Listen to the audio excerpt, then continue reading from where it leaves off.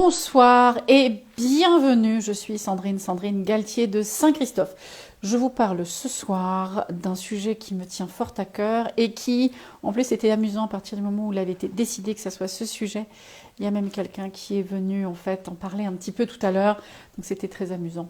Donc tout d'abord, bonsoir à vous, j'espère que vous allez bien, ça c'est un peu rafraîchi dehors, mais nous avons encore la chance, en tout cas sur Paris, d'avoir du beau temps, j'espère que vous en profitez bien.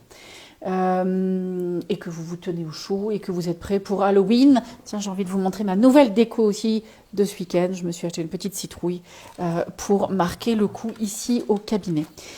Donc la loyauté. La loyauté, c'est vraiment un sujet qui est assez intéressant puisqu'on a beaucoup de loyauté dans les familles où on a toujours fait comme ça. On a ça aussi dans les entreprises. L'entreprise a elle aussi toujours fait comme ça. Ça s'est toujours bien passé. Il n'y a pas de raison que nous fassions autrement. Donc, cette loyauté, je suis désolée, je suis en train de me recadrer, de me recentrer un petit peu. Cette loyauté, elle est vraiment clé. Et comme vous le savez bien, je vais toujours chercher dans le dictionnaire, qu'est-ce que c'est que la loyauté? Qu'est-ce que nous dit le Larousse sur la loyauté? En fait, il nous dit qu'il vient, la loyauté, ça vient du mot loyal. Donc, je suis d'abord, bonsoir à vous. Vous qui arrivez, Mika, bonsoir. Donc, la loyauté, ça vient de loyal. Je suis allée voir ce que loyal nous disait. Et loyal dit la chose suivante. Être loyal, c'est quelqu'un, c'est une personne donc qui obéit aux lois de l'honneur, de la probité du mot qui vient du nom probe, de la droiture. En synonyme, nous avons dévoué, droit, franc, honnête. Bien évidemment, quand vous entendez ces mots-là, vous pouvez donc vous dire que les contraires seraient déloyal, un félon, un fourbe, un hypocrite. On a aussi infidèle, perfide et traître que je trouve très intéressant. Donc la loyauté qui vient de ce mot loyal veut donc dire quelqu'un, ce sont les qualités, c'est le caractère de quelqu'un et de quelque chose qui est honnête et donc loyal. Ça nous indique quoi? Ça nous indique qu'en fait une personne loyale serait donc une personne qui serait incorruptible, dont le respect des règles et des lois... Je suis désolée, je suis en train d'ajuster mon écran, donc je ne vous regarde pas. Ça peut être un peu désagréable, je m'en excuse par avance. C'est pour mieux cadrer pour moi, pour pouvoir suivre ce que je vous raconte. Donc c'est une personne loyale, c'est donc une personne qui serait incorruptible, qui serait dans le respect des règles morales, et qu'elle trouverait que ces règles morales seraient bien plus importantes qu'un gain rapide, d'obtenir quelque chose, en gros qui serait une objectification. Donc c'est vraiment par rapport à ça. Maintenant, à quel endroit est-ce que ces loyautés se créent? Parce que tout au départ, un enfant est loyal à lui-même, il a faim, c'est maintenant, qu'il soit 2 heures ou 3 heures du matin, que vous soyez en train de dormir, que vous ayez un petit rhume ou quoi que ce soit, l'enfant est loyal à lui-même, il exige et il veut maintenant quelque chose parce que c'est ce que son corps lui indique. Donc vous voyez bien que si je commence à aller dans cette direction-là, c'est bien évidemment dans l'enfance où ça va coincer. Puisque effectivement, à un moment donné, pour assurer sa survie, un enfant a besoin d'apprendre à être déloyal avec lui-même, à ne plus se baser sur ses valeurs, sur quelque chose qui aurait une certaine authenticité de lui à lui, une certaine éthique, une intégrité de lui à lui. Il va être obligé d'aller dans le dévouement par rapport à quelqu'un d'autre, par rapport à d'autres règles qui seraient celles de ses parents. Donc l'enfant, pour assurer sa survie, va devenir déloyal à lui-même en partie pour être loyal à son parent, ce qui va lui enseigner d'être aimé, enfin ce qui va lui enseigner, qui va lui apporter d'être aimé, d'être soutenu, d'être protégé, d'être nourri, d'être, etc., tout ce qu'il y a avec ça. Donc, il est important de comprendre que pour notre propre survie, pour prendre soin de nous, par rapport à une famille, pour continuer à être acceptés, nous allons être loyaux à quelque chose d'autre qu'à nous-mêmes, à une histoire familiale, à des règles posées, qui bien évidemment ça va en s'amplifiant puisque l'école a des règles, la maternelle a des règles, les travails, enfin les collèges, les différentes professions, les différents jobs que nous allons avoir vont avoir ces règles et très régulièrement on va être loyal à ces règles puisque ça fait déjà un moment qu'on est briefé et qu'on sait qu'il faut obéir à certaines choses. Pour aller effectivement en plus dans les règles d'un pays, on va être loyal à ces règles pour continuer à être accepté dans la société. Donc on voit que la loyauté c'est souvent basé sur une acceptation par d'autres et donc qui nous indique qu'on a récupéré les valeurs de quelqu'un d'autre pour pouvoir tenir dans cette société. Donc, c'est, si vous voulez, un manque d'authenticité. On ne se montre plus soi. Alors, attention, la loyauté ne veut pas dire qu'on va tuer des gens si on est loyal à soi-même. Il faut tuer quelqu'un, ça c'est une hérésie. On n'a pas besoin de tuer pour être loyal. Je le pose là parce qu'il y a des gens qui viennent parfois me provoquer un petit peu en prenant des exemples, se faisant l'avocat du diable. On va s'arrêter là tout de suite. La loyauté n'a rien à faire avec des choses qui seraient immorales, dans le sens de illégal, pour aller tuer quelqu'un.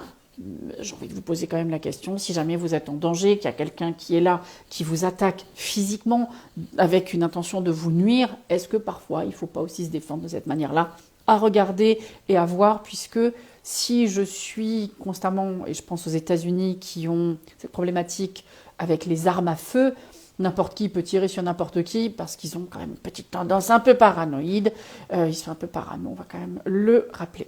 Mais donc, ça cloche dans l'enfance, à un moment où on est obligé de manquer d'authenticité de soi à soi, et bien évidemment par rapport à l'autre, pour être loyal à l'autre, pour pouvoir assurer notre survie. Donc, la problématique de ça, puisque ça sert aussi la loyauté. Je ne dis pas que c'est vraiment pas bien, qu'il ne faut pas être loyal avec certaines règles que nous avons. Bonsoir, Mademoiselle Pastel. Il est vraiment essentiel aussi de voir que l'énergie qui est utilisée à continuer à se frauder soi-même, et bien évidemment donc les autres, c'est une des premières sources de stress. Bonsoir Hélène, c'est une de nos grosses sources de stress et qu'il est vraiment important de voir que la loyauté, comme le dirait Shakespeare, avant tout, sois loyal envers toi-même, parce que effectivement, comme il rajoute, et aussi infailliblement que la nuit suit le jour, tu ne pourras être déloyal envers personne si tu es loyal à toi-même.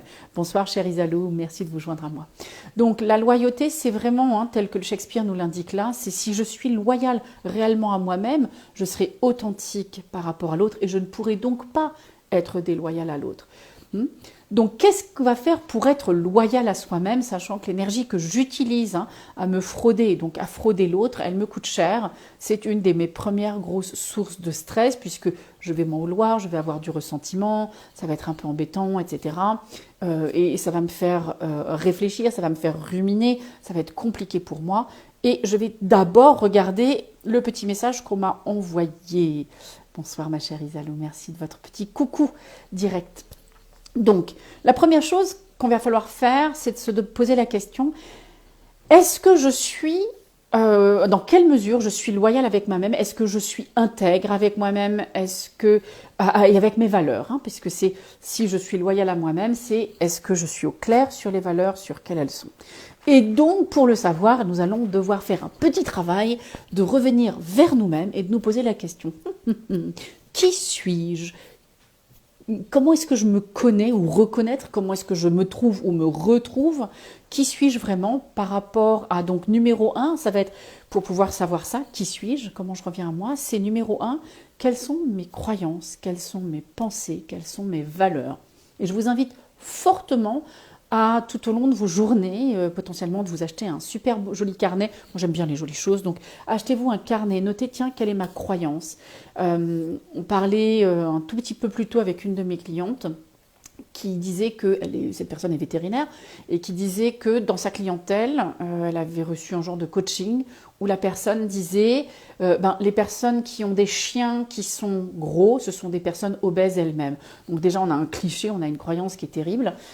Est-ce que cette croyance nous sert? Et si oui, elle nous sert à quoi? Donc on va déjà regarder ça. Quelles sont mes croyances? Quelles sont mes pensées? Et quelles sont mes valeurs? Les listes de valeurs, je vous invite fortement à faire cet exercice. On en a déjà parlé, certainement des valeurs. Allez chercher une liste de valeurs. Allez rechercher les valeurs qui sont vos valeurs à vous, qui vous parlent à vous, qui vous représentent vous, et collez-vous-les quelque part, ayez-les à portée de la main, parce que ça va être votre phare, ça va être votre GPS de savoir est-ce que je reste droit ou droite dans mes bottes quand je prends ce choix-là, quand je fais ce choix-là, ou est-ce qu'au contraire je suis en train de m'écarter de moi avec le prix que ça va avoir. Donc d'abord je dois aller revisiter quelles sont mes croyances, mes pensées et mes valeurs. Ensuite, l'invitation, c'est quand vous avez cette liste de croyances, de pensées, de valeurs, c'est de voir, tiens, quelle est la réaction que j'ai habituellement, puisque très souvent, nous réagissons en mode automatique à certaines choses. Quelles sont les croyances, quelles sont les réactions par rapport à ces croyances quand je pense ça, quand j'ai ces valeurs-là, comment je réagis dans le monde et par rapport à moi-même. Pourquoi je vous parle de cette partie-là des réactions? C'est que moi ici j'ai plein de personnes qui sont par rapport à certains codes, certaines règles, trouvent que leur comportement est détestable, pas honorable, terrible, etc. Récemment, il y a eu quelqu'un qui avait des pensées, ce qu'on lui a appelé blasphéma, qui était juste une pensée, et de voir que sa réaction à ses croyances était une flagellation intérieure verbale, une honte, donc une difficulté dans le partage, etc. C'était très dur à vivre, c'était une aliénation, il se mettait tout seul et c'était vraiment difficile. Donc c'est, est-ce que ces croyances me conviennent ou non?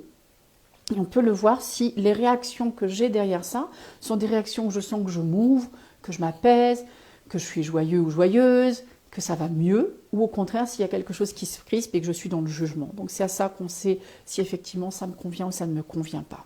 Et puis, si ces croyances ne me conviennent pas, si ces pensées, ces valeurs ne me conviennent pas, ces règles ne me conviennent pas, ça va être de créer des nouvelles règles. Alors, bien évidemment, ça va venir vous challenger parce que ça va ramener les peurs du petit enfant qui dit « Ouh là là, si je suis déloyal à cette règle, une catastrophe intergalactique va s'abattre sur moi, je vais être séparé de l'autre.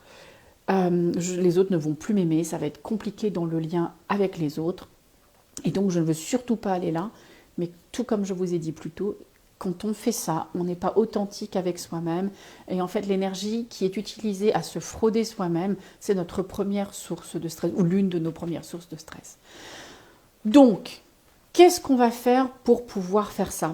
Ça va être de trouver quel est l'opposé de la croyance que j'ai. Je vous donne une croyance qui est arrivée aujourd'hui en séance, c'était mon avant-dernière consultation, où la personne me dit « si je suis vivant, je vais mourir », puisque son frère étant vivant, c'est ça qui aurait causé sa mort. Les autres membres de la famille étant un peu des morts vivants, donc c'était la croyance « si je suis vivant, je meurs ». J'ai invité mon client, on n'a pas encore la réponse, il doit mariner cette chose-là et réfléchir pour lui, ça va être quelle serait une autre croyance qui pourrait m'être utile, sachant que si mon frère étant vivant, c'est de ça dont il est mort, bien évidemment, moi, je ne vais pas avoir envie de m'ouvrir. Donc, c'est vraiment de voir, ok, cette croyance, quelle serait une croyance opposée, et ou cette croyance à laquelle j'ai telle réaction, quelle pourrait être une autre réaction. Je pense à une de mes clientes qui régulièrement, par rapport à changer d'attitude, dit de toute façon, c'est foutu, je n'y arrive pas.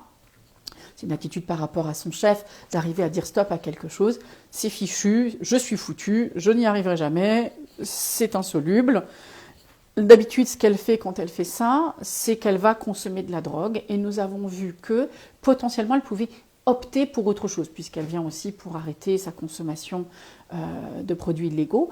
Et c'était vraiment de voir, ah oui, donc qu'est-ce que je pourrais faire d'autre? Et l'idée qui lui est venue, alors je ne l'ai pas encore revue depuis que l'idée est sortie, c'était de prendre un carnet, un crayon et d'écrire, voilà, je suis foutue, c'est terrible, c'est compliqué pour moi, de façon à ce qu'elle puisse d'abord exprimer son sentiment d'être foutue, d'accueillir pleinement son effondrement, puisque ici il s'agit d'effondrement, d'accueillir son effondrement et de s'autoriser à ce qu'elle s'effondre, en sachant qu'elle se relèvera derrière, chose qu'on a pu établir en consultation. Donc, c'est vraiment, je peux faire autrement, il y a une autre croyance que je peux changer, il y a un autre comportement que je peux changer, et c'est de voir comment je le mets en place et qu'est-ce qui va me soutenir, puisque des fois on n'y arrive pas d'un coup, et on a besoin d'être soutenu pour arriver à tenir ça dans la longueur et à changer ces choses-là. Est-ce que ça c'est clair jusqu'à présent? Si c'est clair, n'hésitez pas à mettre un pouce, un like, un cœur, ça me fera très très plaisir de voir que effectivement c'est une méthode assez simple. Je vais connaître mes croyances et mes valeurs, les réactions qui vont avec, de voir si elles me conviennent ou non par le biais d'un ressenti physiologique qui, si ça me convient, ça va amener de l'ouverture, si ça ne me convient pas, ça amène de la fermeture. Et si ça amène de la fermeture, c'est qu'est-ce que je peux faire autrement? Est-ce que je dois changer cette croyance? Bonsoir Valentine. Est-ce que je dois changer cette croyance? Est-ce que je dois, à la place, changer ma réaction à ça et faire quelque chose qui me semble plus sensé? J'ai envie de vous donner quelques phrases parce que je vais faire ce live assez court ce soir. Comme vous savez, j'essaie de m'arrêter toujours un peu avant 19h maintenant.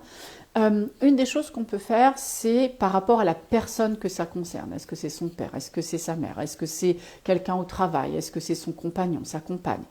On va à voix haute, je vous invite à créer ces phrases et de les dire ensuite à voix haute.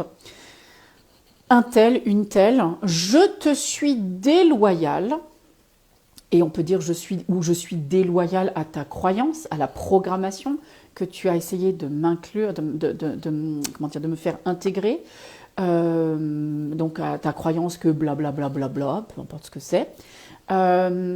Et on va se féliciter que c'est bon d'être déloyal à ça en disant je me félicite d'être déloyal à cela, c'est bon pour moi d'être déloyal à cette croyance, à cette pensée, car ma croyance, ma prophétie, ma pensée, mes valeurs sont blablabla. Donc un tel, une telle, je te suis déloyal ou je suis déloyal à ta croyance que, etc., etc. Je me félicite ou c'est bon pour moi d'être déloyal à cela, car ma croyance, ma pensée, mes valeurs sont blablabla. Donc ça, c'est une première phrase que je vous recommande. N'hésitez pas, vous pourrez réécouter, la noter. Et ce sera vraiment à mettre à la sauce du jour. Hein, ça peut être... on ne le fait pas, bien évidemment... Bon, je reprends ce que je viens de dire. Vous ne le faites pas obligatoirement avec la personne, vous le faites de vous à vous, dans la tranquillité de votre chez vous, parce que c'est très confrontant d'aller oser dire ça à quelqu'un. Mais d'abord, vous allez vous entraîner à vous le dire de vous à vous, parce que rien que déjà là, ça va bugger, vous allez potentiellement avoir la gorge qui va se serrer, il va y avoir des larmes, il y a des choses en vous qui vont dire non, je ne peux pas dire ça, sinon ça va, je vais me transformer en petit gremlins ou quelque chose comme ça. Je le vois dans mes clients hein, ici en consultation. C'est très compliqué d'aller faire ça déjà tout seul. Ensuite, l'invitation, c'est de le faire à voix haute, après que vous ayez écrit ces phrases, et de voir comment ça vient vous continuer à vous défier, à vous challenger, à vous chahuter. Hein. Et quand vous serez prêt, par exemple, ça va être de dire à quelqu'un « non, je ne suis pas d'accord ». Et vous voyez, on n'a plus besoin d'être dans l'argumentation, dans la justification de pourquoi quelque chose est non, c'est juste, il y a quelque chose qui n'est plus faisable, qui n'est plus jouable, et c'est ainsi, et ça se termine là. Donc, cette première phrase, vous l'avez, hein, un tel, une telle, je te suis déloyal, ou je suis déloyal à ta croyance que blablabla, ou je te suis déloyal quant à ce comportement. Je me félicite, c'est bon pour moi d'être déloyal à cela, je me félicite d'être déloyal à cela, car ma croyance, ma prophétie, ma valeur est blablabla. Une autre phrase que je vous recommande aussi, qui peut aider, c'est toujours papa, maman, quiconque. Je suis déloyale à ta manière de te réaliser. Cette phrase, on l'avait mis en place avec une de mes clientes, puisque la manière pour sa mère de se réaliser, c'était de se sacrifier, c'est-à-dire de ne plus exister elle-même pour donner aux autres. Et donc pour ma cliente, ça c'était terrible, elle s'épuisait, elle est en burn-out. Donc c'est maman, pour elle c'était sa phrase, je suis déloyale à ta manière de te réaliser dans ta vie via ce sacrifice, et je décide à la place de me réaliser de telle manière. Donc ça c'est une autre chose que vous pouvez faire. Et une dernière phrase que je vais rajouter, c'est papa, maman, X, Y, Z, un tel, une telle. Je te suis loyal sans me sacrifier ou sans accepter ta croyance. Donc on peut jouer avec ça aussi, de dire je vais être loyal à toi, à l'amour que j'ai pour toi, sans pour autant me sacrifier, sans pour autant sacrifier mes croyances, mes valeurs par rapport à ça. Bonsoir Lune. Vous arrivez à la fin du live, hélas. Donc voilà, ça c'est vraiment les choses que je vous recommande. Hein. Je vous les récapitule ici, même si vous pouvez réécouter ce replay. Ça doit être de revenir à soi, de vous connaître ou de vous reconnaître, de vous trouver, de vous retrouver en sachant quelles sont vos croyances, vos valeurs, vos pensées, d'observer les réactions que vous avez par rapport à ces croyances, ces pensées, ces valeurs. Si ça vous convient, ça va être quelque chose qui va amener de l'ouverture. Si ça ne vous convient pas, ça va amener de la fermeture, ça va amener quelque chose qui va se cristalliser. Et si c'est le cas, ça va être qu'est-ce que je peux penser d'autre, quelle va être une croyance qui la remplacerait, et ou quel serait un comportement que je pourrais changer. Et je vous ai donné donc quelques phrases qui peuvent vous aider, qui peuvent déjà mettre quelque chose en route, à se raconter d'abord à soi-même, potentiellement ensuite à oser les dire à voix haute.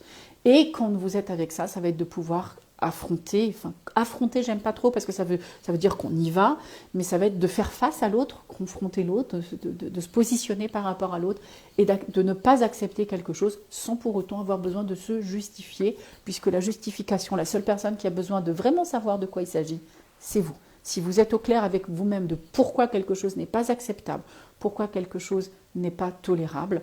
Ça va être de vous à vous. Et je vous redonne la phrase de Shakespeare qui me semble tellement, tellement, tellement importante.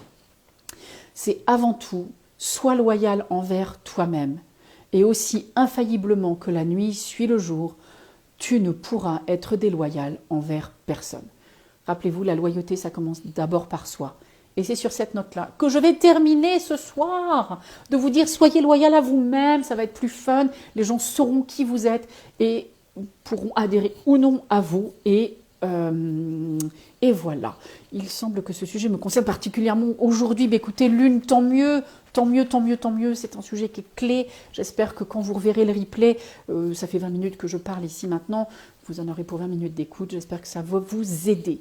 Si vous pensez que ça peut être utile à quelqu'un, partagez cette vidéo. Si vous avez besoin, réécoutez-la. Vous saurez où la retrouver. Ça va être sur mon mur, enfin sur mon feed, comme on appelle ça. Vous avez des questions, n'hésitez pas à m'en faire part. Vous avez un sujet qui vous taraude, qui vous intéresse, quelque chose qui vous chafouine en ce moment, demandez-moi de faire un live dessus. Je ferai mon prochain live mardi prochain, 18h30. Vous connaissez le lieu, l'heure. Sur cette bonne note, je vous souhaite une excellente soirée et je vous dis à la semaine prochaine. Prenez bien soin de vous. Ciao, ciao.